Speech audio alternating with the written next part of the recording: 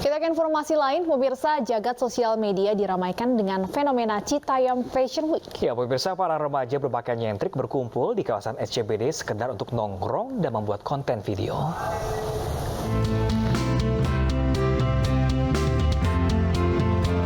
SCBD yang dikenal sebagai kawasan elit yang biasanya penuh dengan pekerja kantoran berpenampilan modis dengan barang branded, kini ramai dipenuhi remaja Citayam, Bogor, Jawa Barat.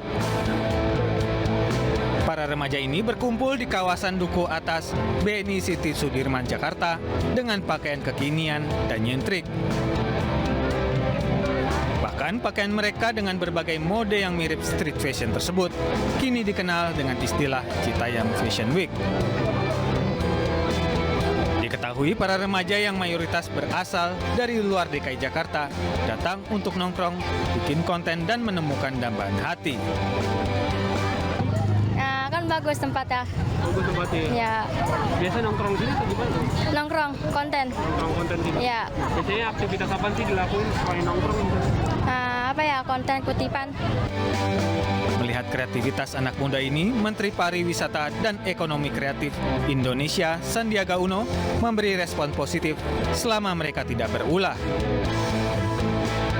Berkat viralnya Citayam Fashion Week di media sosial, kawasan SCBD yang merupakan singkatan dari Sudirman Central Business District kini juga dikenal sebagai singkatan baru, yaitu Sudirman Citayam Bojonggede Depok. Dari Jakarta, tim liputan iNews melaporkan. Lalu bagaimana pengamat sosial melihat fenomena ini? Kami sudah terhubung dengan pengamat sosial Universitas Indonesia, Devi Rahmawati. Selamat siang, Mbak Devi. Selamat siang, Mbak. Baik, Mbak Devi, melihat fenomena anak muda yang berkumpul di Duku Atas, ini kan kalau kita lihat banyak yang usianya masih sangat muda, bahkan masih remaja. Apa sih sebenarnya ingin mereka cari atau ingin mereka tunjukkan? Ya, tentu saja mereka ingin bisa merasakan denyut menjadi manusia yang diperhatikan sebagaimana yang terjadi di media-media sosial. Kita tahu anak-anak muda itu sudah menjadi tawanan media sosial. Artinya apa? Gambaran bahwa kehidupan di media sosial yang keren, kece, dan kekinian itu kan semuanya diwakili oleh suasana kota, oleh orang-orang dari kota, sehingga kemudian ketika mereka memiliki kesempatan ke kota karena satu lagi liburan, dua ada kereta gitu ya, nah mereka tentu saja tidak akan menyia-nyiakan kesempatan tersebut. Nah ini yang kemudian akhirnya membanjiri kawasan Sudirman ini pada masa-masa tertentu seperti liburan saat ini. Nah kenapa sudah menjadi satu hal yang sangat alamiah dan universal sebenarnya, anak muda selalu ingin mengekspresikan kreativitas mereka, lalu kemudian dalam rangka mencari jati diri, mereka kemudian mencari rujukan atau referensi yang di media sosial. Lagi-lagi referensi itu kan semua dari kota, orang-orang yang ada di kota, kehidupan di kota, kemewahan kota, kebersihan kota, dan sebagainya. Nah sekarang kesempatan itu terbuka, sehingga kemudian mereka ingin memastikan mereka juga menjadi bagian dari kekerenan yang ada di media sosial, dan itu berhasil. Sekarang semua orang membicarakan mereka. Oke, Mbak Devi, ini kesannya mereka ini kayak mencari perhatian atau haus perhatian seperti itu. Kalau menurut Mbak Devi sendiri sebagai pengamat sosial, apakah kegiatan yang mereka lakukan ini termasuk dalam kegiatan positif atau sebaliknya? Kalau dalam konteks mereka mengeksplorasi lalu beraktivitas fisik, apalagi setelah 2 tahun terpenjara karena pandemi, menurut hemat saya baik-baik saja gitu ya. Nah tapi yang menjadi tantangan adalah ketika mereka kemudian melakukan hal-hal yang tidak terkontrol di ruang publik tadi, seperti sampai bermalam misalnya, itu paling nggak temuan kami di lapangan. Lalu kemudian membuang sampah tidak pada tempatnya misalnya. Lalu yang ketiga, mereka melakukan aktivitas berdekatan dengan sesama remaja yang tidak semestinya. Nah kalau sudah masuk ke poin itu, maka itu sebenarnya menjadi tanggung jawab orang dewasa.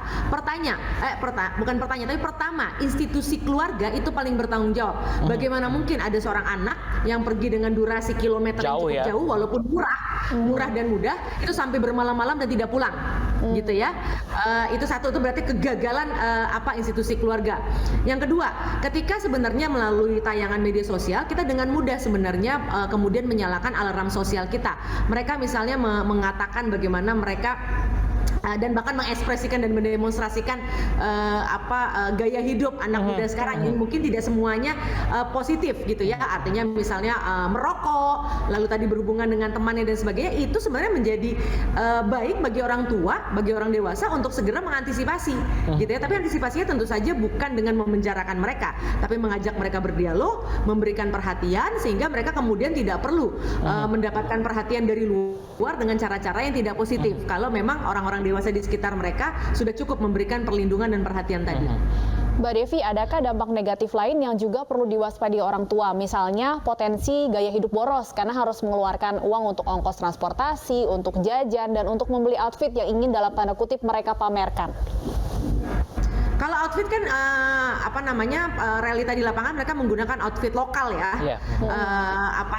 Yang memang produksi lokal, yang memang murah. Rata-rata kalau hasil dari wawancara itu kan sekitar spending mereka itu sekitar 30.000 sampai 50.000 gitu. Itu udah dengan biaya transportasi, lalu menikmati makanan, jajanan di sana supaya tidak kelaparan gitu ya. Nah, ini kan menjadi bisa diwaspadai, bisa juga tidak gitu ya, karena memang mereka bisa memilih lokasi tersebut bukan di Jaksel misalnya yang sangat terkenal sebagai elitnya Jakarta gitu ya. Ya karena hanya itu yang bisa ditempuh, diakses oleh mereka dengan keuangan yang juga memang terbatas. Oke, baik. Baik, terima kasih banyak Mbak Devi selaku pengamat sosial. Semoga ini juga ada kontrol dari pemerintah dan keluarga juga agar kegiatan positif ini tidak menjadi kegiatan negatif seperti itu. Terima kasih banyak Mbak Devi.